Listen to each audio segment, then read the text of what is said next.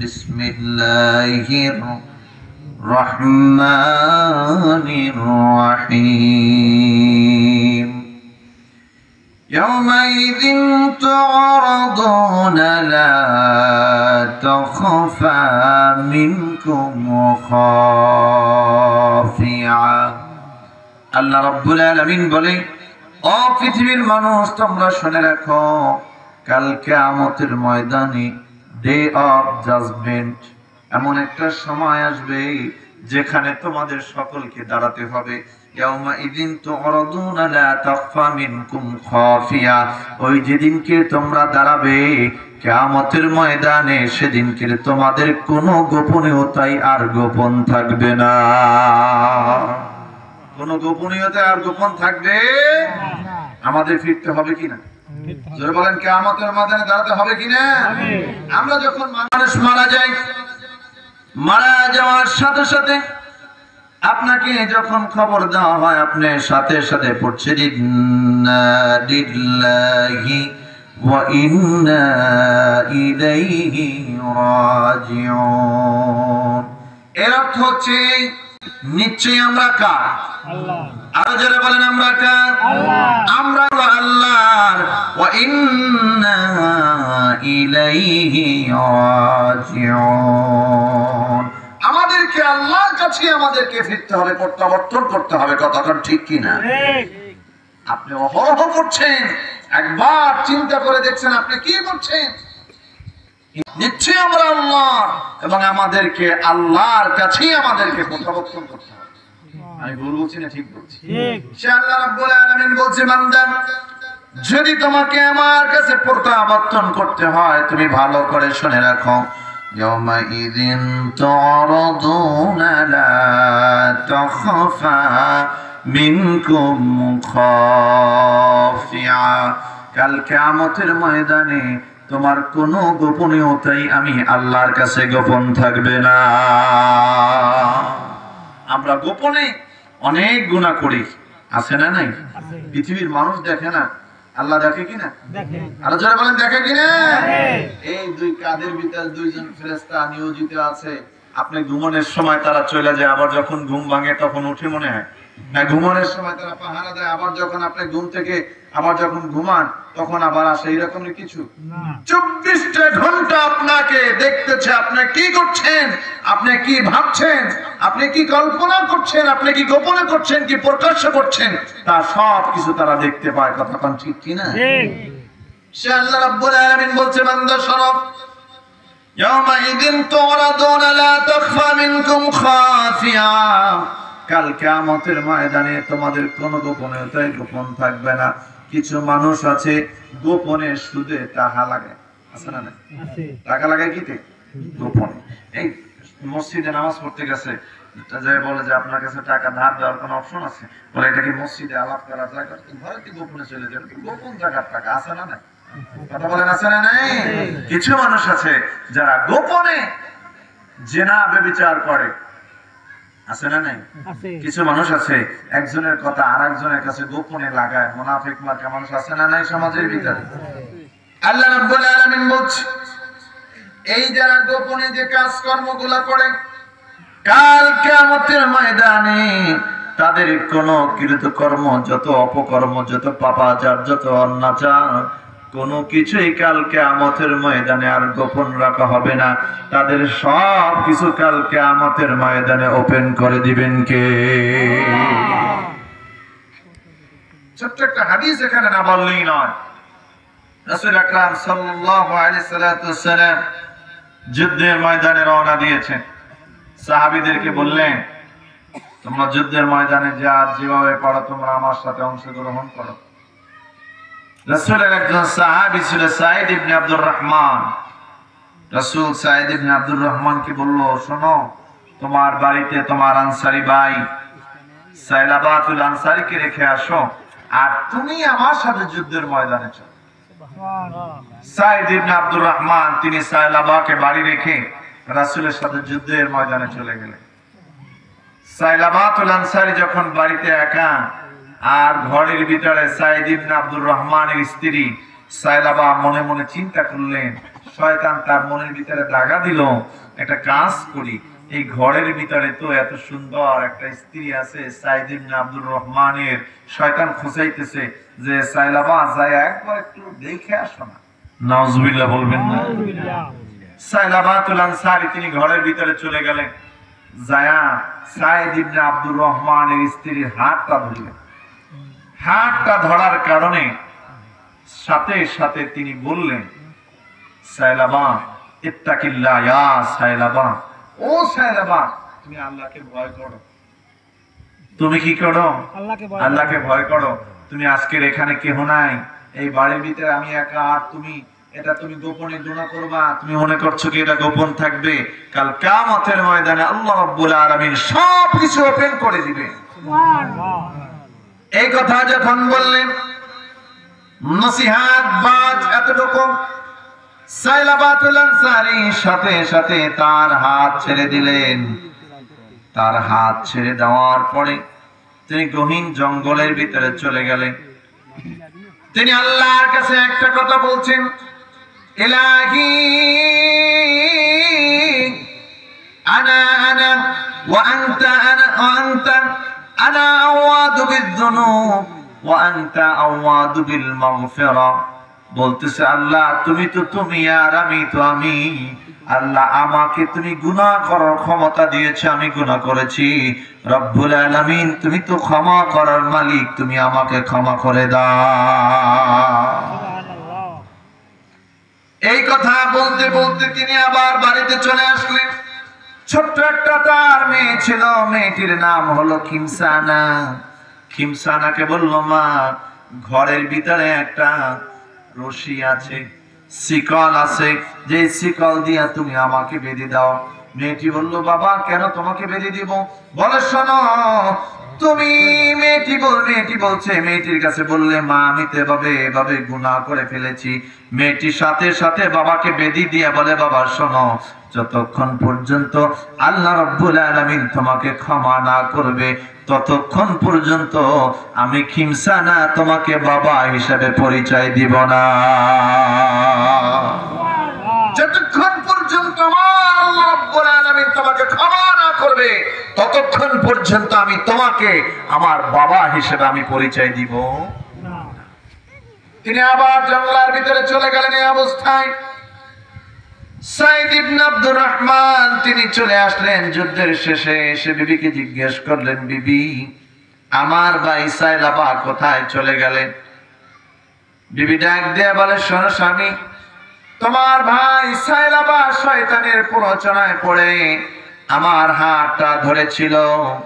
সাথে সাথে আমি তাকে এতটুকু নসিহত করেছি, ইত্তাকিল্লাহ ইয়া সাইলাবা, ও সাইলাবা তুমি আল্লাহকে ভয় করো।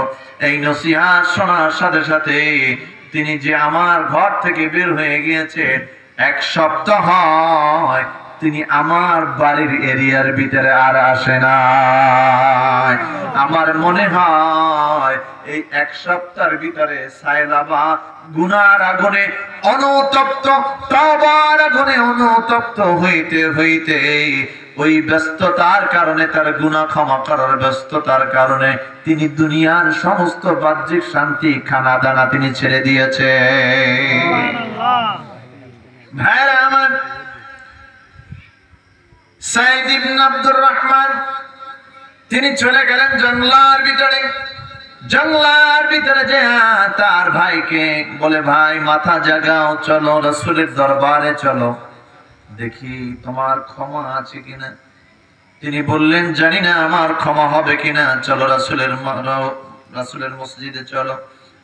মসজিদে নববীতে যখন তারা হাজির হয়েছেন, এমন অবস্থায় রাসূল সাহাবীদেরকে তালিম দিচ্ছিলেন। সাহাবায়ে কেরাম যে সামনে যখন রাসূল জিজ্ঞেস করলেন, ও সাইদ ইবনে আব্দুর রহমান, সাইলাবার এই অবস্থা কে করলো? সাইদ ইবনে আব্দুর রহমান বললেন, হুজুর আপনি যখন আমাকে যুদ্ধের ময়দানে নিয়ে গিয়েছেন তখন এই সাইদ ইবনে আব্দুর রহমান আমার স্ত্রী সাইলাবা তিনি হাত দিয়া ধরেছিলেন। তার হাতটা ধরেছেন সাইলাবা। আমার স্ত্রী এতটুকু নসিহত করেছেন, ইত্তাকিল্লাহ ইয়া সাইলাবা। এই নসিহত করার কারণে এই 7-8 দিন হয় খানা দানা ছেড়ে দিয়েছেন। তওবার আগুনে জ্বলতে জ্বলতে তিনি নিজেকে সারখার করে দিচ্ছেন। হুজুর বলেন, আমার ভাই সাইলাবার কোনো ক্ষমা আছে কিনা? রাসূল সাথে সাথে তার দিক থেকে মুখ সরায়া নিলেন। মুখ সরায়া রাসূল বললেন, সুকান সুকান, এখান থেকে দূর হয়ে যাও, এখান থেকে বের হয়ে যাও। এমন পাপীর কোন জায়গা আমার দরবারে হবে না। যখন তাকে দূর করে তাড়ায়া দেওয়া হইল, এমন অবস্থায় আবার তিনি জঙ্গলার দিকে চলে গেলেন। আর মালিকের কাছে একটাই কথা বলে, ইলাহি আনতা আনতা ওয়া আনা আনা আনা আওয়াদু বিযুনুব ওয়া আনতা আওয়াদু বিল মাগফিরা। আল্লাহ, আমাকে তো তুমি গুনাহ করার ক্ষমতা দিয়েছো, আমি গুনাহ করেছি। রব্বুল আলামিন, তোমার কাছে ক্ষমা করার ক্ষমতা আছে, তুমি আমি সাইলাবাকে ক্ষমা করে দাও। হায়রান অবস্থায় যখন তিনি আবার চলে গেলেন, মুমূর্ষ অবস্থায় তিনি জঙ্গলায় পড়ে আছেন, সাথে সাথে জিবরাইল আমিন নাজিল হয়ে গেলেন। জিবরাইল আমিন নাজিল হয়ে বলে, ইয়া রাসূলুল্লাহ, ইয়া হাবিবাল্লাহ, আমার আল্লাহ রাব্বুল আলামিন জানতে চেয়েছেন ক্ষমা করার মালিক আপনি না ক্ষমা করার মালিক আল্লাহ? রাসূল বললেন, নিশ্চয়ই ক্ষমা করার মালিক হলো আমার আল্লাহ। বলে, আল্লাহ সাইলাবাকে ক্ষমা করে দিয়েছেন, আপনিও ক্ষমা করে দেন। জোরে বলেন না সুবহানাল্লাহ। আমার রাসূল আবু বকরকে ডাক দিয়ে বলেন, আবু বকর, কোথায় আছো? ওসমান কোথায়?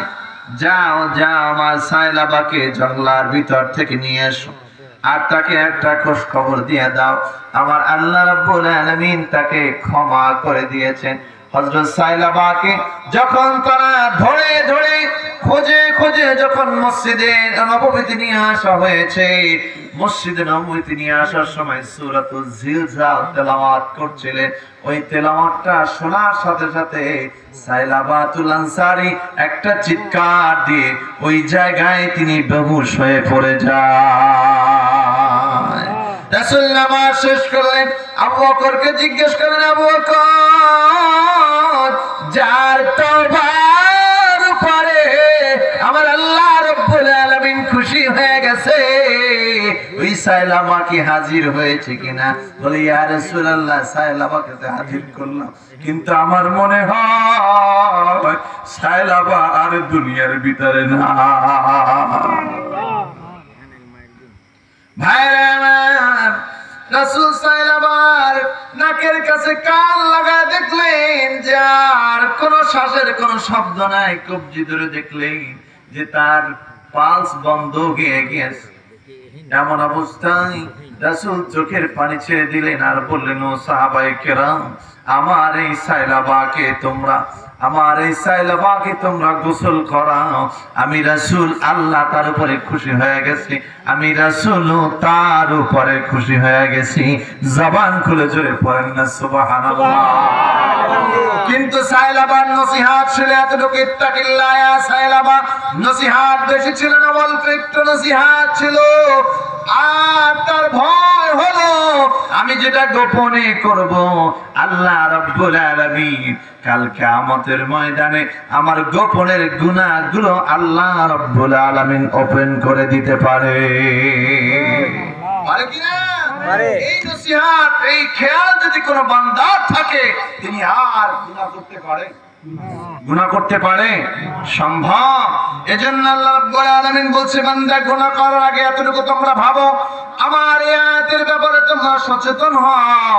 সেটা হচ্ছে, ইয়াউমাইদিন তুরাদুনা লা তাখফা মিনকুম খাফিয়া। বান্দারা শোনো, কাল কিয়ামতের মাঠ যখন সংগঠিত হয়ে যাবে, তখন তোমাদের দুনিয়ায় যতগুলা গুনাহ তোমরা গোপনে করছো, যতগুলো গুনাহ তোমরা গোপনে করছো, তোমাদের কোনো গোপনীয়তাই কাল কিয়ামতের ময়দানে আমি আল্লাহর কাছে আর গোপন থাকবে না। এটা তো বিশ্বাস হয়। আল্লাহ বলছেন, কাল কিয়ামতের ময়দানে তোমাদের কোনো গোপনীয়তাই গোপন থাকবে না। আমি আপনাদের কাছে প্রশ্ন করতে চাই, এই সমাজের ভিতরে একদল মানুষ আছে যারা গোপনে গোপনে এক সম্পত্তি, নিজের সম্পত্তিগুলা এক সন্তান রেখা মেয়ে সম্পত্তি বেশি পাবে বিধায় মেয়ের সম্পত্তিগুলা ছেলের নামে লেখা দেয়। এমন কিছু পাপাচার মানুষ আছে না নাই? আরো যারা বলেন আছে না নাই? এমন এমন কিছু বান্দা আছে যারা বাবা অনেক আগে মারা গেছে, নিয়ম হলো বোনের সম্পত্তিগুলা বুঝিয়ে দিবে, কিন্তু বুঝিয়ে না দিয়ে বোনের সম্পত্তিগুলা তারা বক্ষণ করছে। চিন্তা করছে কেহ তো দেখে না, কেহ না দেখলে একদম দেখেন তিনি কে? আরো যারা বলেন তিনি কে? আল্লাহ রাব্বুল আলামিন বলছেন অন্যায়তে কুল্লু নাফসিম বিমা কাসাবাত রহিনা। বান্দা তুমি তোমার ছেলের সম্পত্তি অন্য ছেলের জন্য তুমি লিখে দাও, মেয়ের সম্পত্তি ছেলের নামে লিখে দাও। বান্দা তুমি তোমার বোনের সম্পত্তি নষ্ট করে যাও। শোনো, অনেক সময় সুদের সাথেও তুমি লিপ্ত হয়ে যাও। কার জন্য হও বান্দা? ভালো করে শুনে রাখো, আল্লাহ রাব্বুল আলামিন বলছেন যাদের জন্য তুমি সন্তানের জন্য যার জন্য করছো, কাল কিয়ামতের ময়দানে তিনি তোমার কোনো কাজে আসবে না। আল্লাহ বলছেন কুল্লু নাফসিন বিমা কাসাবাত রহিনা। প্রত্যেক আত্মাকে নিজ নিজ কৃতকর্মের জন্য প্রত্যেক আত্মাকে জবাবদিহি দিতে হবে। বুঝেন না মনে হয়? আপনার কর্মকাণ্ডের জন্য জবাবদিহি কে দিবেন? আল্লাহ। আপনি দিবেন কি আল্লাহ দিবেন? আল্লাহ দিবে। আপনার কর্মকাণ্ডের জন্য জবাব কে দিবে? আপনার কোনো সন্তান দিবে না, আপনার কোনো মেয়ে দিবে না, আপনার কোনো স্ত্রী দিবে না। কথাটা ভালো করে কানে বুঝে নেন, কানে ভালো করে নিয়ে নেন, দিলের সাথে লাগায় নেন, কথাটা কাজে আসবে। আল্লাহ রাব্বুল আলামিন বলছেন তোমাদের নিজকেও তোমাদের প্রশ্নের জবাব সবকিছু দিতে হবে। কেমনে দিতে হবে? ইয়াউমাইযিন তুরাদুনা লা তাখফা মিনকুম খাফিয়া। যেটা তোমাদের যত গোপনীয়তা যা করছো সব গোপনীয়তা কাল কিয়ামতের ময়দানে প্রকাশ করে দেওয়া হবে।